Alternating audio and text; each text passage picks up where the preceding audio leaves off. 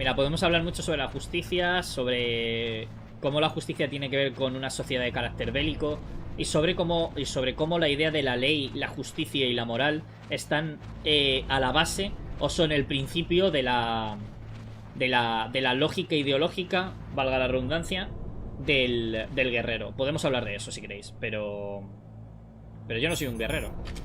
Vivo en una sociedad de guerreros, pero no soy un guerrero.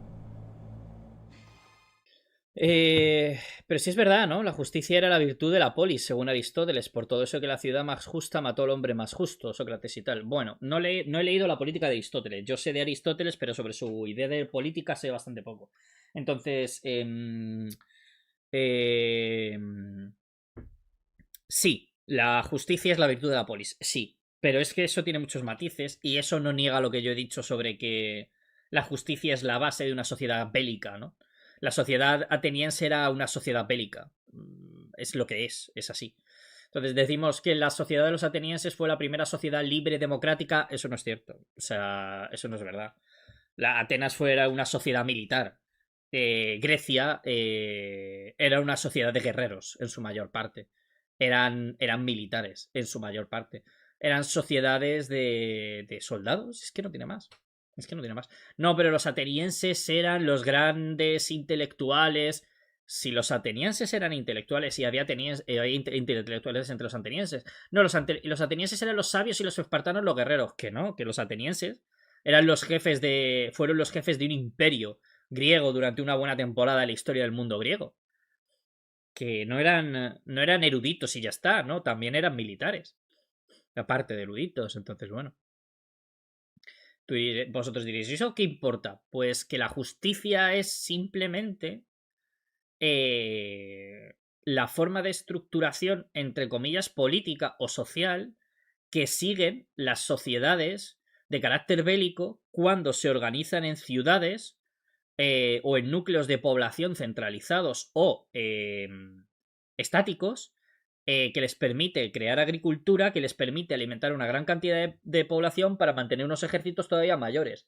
Y que la justicia es simplemente la forma en la cual la casta de los poderosos de ese tipo de sociedad, que suelen ser una casta de militares o de guerreros, una casta bélica, una aristocracia, distribuye ese poder entre la mayoría de la población, estableciendo una supuesta ley, unas supuestas leyes que tienen que ver con la supuesta justicia que en teoría tiene que ver con lo mejor para todos, que al final siempre se convierte en lo mejor para la clase dominante. Entonces la justicia es simplemente la forma en la cual la violencia se estructura en un orden que da la impresión de que todo es más o menos natural. Y de que las clases dominantes se preocupan por las clases que no son dominantes. Así que la justicia se traduce en ley y la ley se traduce en las normas que una clase privilegiada impone sobre clases que no lo son, en general. Haciendo un resumen muy grande y que no viene al caso. Por eso es una. Acabo de hacer un estropicio, pero en fin, ¿me entendéis? Supongo que la justicia, al ser un concepto difícil de definir, es una buena excusa para que una sociedad militar pueda controlar toda su población para defender sus intereses. No es que sea una excusa, es que es literalmente eso. Es que no es otra cosa, es lo que quiero decir, cero. No hay. Nuestra sociedad es una sociedad militar también. No hay. La justicia nunca ha sido otra cosa. La justicia siempre ha surgido en el campo de una ciudad. En el campo de las ciudades, ¿vale? El concepto de justicia aparece por primera vez en la famosa ley de Hammurabi, que es de las primeras ciudades que existen hace la torta de tiempo, ¿vale? En la segunda Sumeria, que esto ya lo he explicado, hay una primera Sumeria y una segunda Sumeria. Y en la segunda Sumeria, que es cuando Sumeria ya está conquistada por hordas de bárbaros indoeuropeos, que son mareas de gente a caballo, militares, que conquistan los territorios de la zona de Sumeria, del este de Europa, y que a partir de ahí empiezan a fundar una serie de territorios, a asentarse en ciudades y a controlar el espacio, a momento en el cual empieza a aparecer la agricultura y todo esto de lo que te estoy hablando. Desde ese momento en el que empieza a pasar todo esto, empieza a haber leyes. Es que la primera ley corresponde a uno de los primeros asentamientos más importantes a nivel militar y a nivel de acumulación de economía. Entonces decimos, es que decimos que la naturaleza y la sociedad tienen un desarrollo gradual y un proceso constructivo y progresivo, ¿no? Decimos, pues primero la gente se va acumulando en núcleos de población, luego surge el comercio, luego la militancia, que esto no funciona así.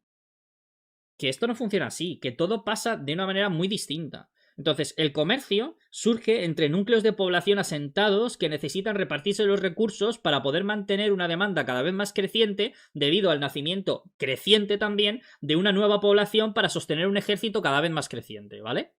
Entonces, el sostenimiento de ese ejército requiere una cantidad de recursos increíbles, la fundación de ciudades como lugares de asentamiento y de defensa y de establecimiento de los ejércitos, el entrenamiento de los ejércitos, dónde viven, de qué se alimentan, con qué los armas, los caballos, los carros. Todo eso, las ciudades, las murallas, todo eso requiere una cantidad de materiales exagerada y una cantidad de comida exagerada. Eso hace nacer la agricultura. La necesidad de materiales que tienes en este territorio, pero en aquel no lo tiene, te hacen surgir las líneas de comercio. La cantidad de gente que tienes que controlar en una ciudad hace surgir las leyes y los individuos que se encargan de gestionar esas leyes. ¿Y todo esto de qué depende? Todo esto de que depende de que una gente quería ejércitos más grandes. Punto, ya está. No surge primero la economía porque naturalmente la gente se junta en ciudades porque funciona como un proceso natural. No. Unos grupos de gente que son guerreros se juntan en grupos de guerreros que necesitan ejércitos más grandes, que se establecen en ciudades y que fundan lo que llamamos civilizaciones. Llamamos civilización a todo lo que se produce en consecuencia de un grupo de gente que conquista territorios, punto. Porque antes de que los indoeuropeos conquistaran estas zonas de Europa del Este y fundaran las primeras, entre comillas, civilizaciones, antes de eso, ¿cuándo pasó esto? En el 6000, 7000 antes de Cristo. ¿Sabes desde cuánto existe la humanidad? Desde hace décadas, quiero decir, desde hace decenas de miles de años. ¿Y o sea, hace 30.000 años, ¿qué pasaba con la gente? ¿Cómo vivía la gente? O sea, ¿tú te das cuenta de que hemos pasado de que el proceso natural, entre comillas, de formación de las ciudades y nacimiento del comercio se produce en cuestión de siglos? ¿Por qué si en cuestión de siglos se produce ese proceso? Las decenas de milenios que la especie de la humanidad ha vivido sobre la Tierra, ¿por qué ese proceso no ha aparecido? Porque una cultura en concreto, basada en un tipo de vida militar en concreto, construyó un mundo en concreto y se expandió al resto del globo en concreto. Entonces la justicia es simplemente el concepto ideológico que tiene que ver con la aplicación de la ley, que a su vez tiene que ver con el orden social dentro de una ciudad. Ya está. No hay más. No tiene más. La justicia... No existe el concepto de justicia en una sociedad... en una tribu de cazadores-recolectores. No existe la idea de ley en una tribu por el estilo. Tenían normas, sí, pero no tenían leyes. Es que no es lo mismo. No es lo mismo. La ley es una cosa muy concreta y la justicia responde al concepto de la ley. ¿Por qué? Porque la ley es explícita. ¿Por qué la ley es explícita? Porque está escrita. ¿Por qué está escrita? Porque la tiene que comprender todo el mundo. ¿Y por qué la tiene que comprender todo el mundo? Porque no la comprenden. ¿Y por qué no la comprenden? Que tú dices, estás haciendo preguntas absurdas, pero es que no son absurdas. Es que si yo tengo a 10.000 personas hacinadas en una ciudad y se le ocurre la ley al rey, el rey sabe la ley, su familia sabe la ley, sus sacerdotes saben la ley, su gente sabe la ley. Pero todas esas personas de las 10.000 que hay en la ciudad, a lo mejor son 200. ¿Me entiendes? ¿Cómo haces que de los 200 que se saben la ley la sepan los otros 9.800? Enseñándosela. ¿Y cómo se la enseñas? Haciéndola explícita, mencionándola, describiéndola.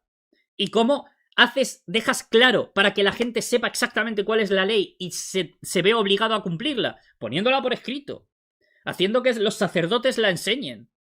Pero es que eso solo necesitas hacerlo cuando tu población excede la comunicación verbal, ¿me entiendes? Cuando tú vives en una población que no llega ni de coña a superar las 150 personas porque sois un grupo nómada, a quien maneja las normas que pueden ser, entre comillas, los jefes tribales, que me lo estoy inventando, automáticamente todo el mundo sabrá cómo es. Y los nuevos nacidos vivirán en un sitio donde habrán oído que esto se hace así y asá del de allí. Pero cuando al rey se le ocurre que esto se hace así y asá, el que vive 7 kilómetros más para allá porque sois ciento y la madre, no se entera. En el momento en el que tú necesitas cubrir más distancia y afectar a más población, surge la ley. Porque hasta el momento en el que hay demasiadas personas como para hacerlo de tú a tú, no hay ninguna necesidad de que haya leyes. Entonces las leyes responden a una organización específica de la sociedad. ¿Y por qué? Y claro, tú dirás, pero es que eso es lo mismo, simplemente es una cuestión de grado. No, no es una cuestión de grado. Porque las sociedades que vivían en grupos de 150 personas, que vivían moviéndose de un lugar a otro, que eran sociedades, pues eso, cazadoras-recolectoras, tú dirás, en algún momento dejarán de ser 150 y se convertirán en 1000. No, porque tenían control de la población. Porque esa gente sabía que lo más apropiado para la sociedad en la que ellos vivían y la forma en la que vivían era mantener el número de la gente que vivía en el pueblo entre 100 y 150. Esas personas eran perfectamente capaces de aumentar el nivel de su población, pero no veían la razón de hacerlo. No tenían necesidad de dejar de ser 100 personas o 150. Porque su sociedad funcionaba perfectamente con 100, 150 personas. ¿Cuándo necesitas a más de 100, 150 personas? Cuando tienes que tener un ejército grande, coño. Si es que te lo estoy diciendo. Quiero decir, lo estoy diciendo. Cuando tú necesitas un gran ejército es cuando necesitas más gente. Y en el momento en el que necesitas más gente, necesitas más comida. En ese momento surge la agricultura. Porque la agricultura, cuando tú tienes 100 personas, 150, no necesitas agricultura. Porque no tienes tantas bocas que dar de comer. No te hace falta cultivar la tierra. Te basta con recolectar lo que hay de los frutos y con cazar, ya está. No necesitas más. En el momento en el que... ¿Cuándo necesitas tú recolectar madera de los árboles porque no te vale con la que se le cae a los árboles de manera natural? ¿Cuándo necesitas tú cultivar la tierra, producir o minar? Minar.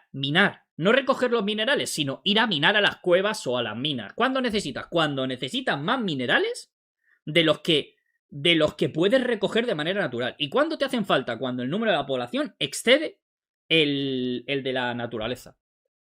Entonces hay que entender que la justicia tiene que ver con una organización cultural determinada. Y que la civilización, lo que llamamos civilización, es simplemente el nombre que le damos a esa organización cultural determinada. Punto y final. Ya está. Pero es que hay otras organizaciones culturales que no necesitan ni nunca necesitaron la justicia. ¿Me entiendes? Que a lo mejor esto os da igual, pero yo es que pienso que es lo que repito siempre, pero bueno, en fin. Tiene mucho sentido si lo explicas así, ¿no? Ya lo sé. A ver, Cero, ¿cuál es el problema de esto? Que esto no es lo que te enseñan en la escuela. ¿Por qué? Porque nuestra sociedad, como todas las sociedades, dicen que su sociedad es la única sociedad y la única válida. Nuestra sociedad dice que es que existe una cosa llamada el progreso hacia la sociedad que todo el mundo tiene, pero en realidad la sociedad que todo el mundo tiene es la sociedad que tienes tú, punto. O sea, ya está. La civilización es... Date cuenta de que el concepto de civilización es el concepto de cualquier sociedad, ¿no? No es verdad.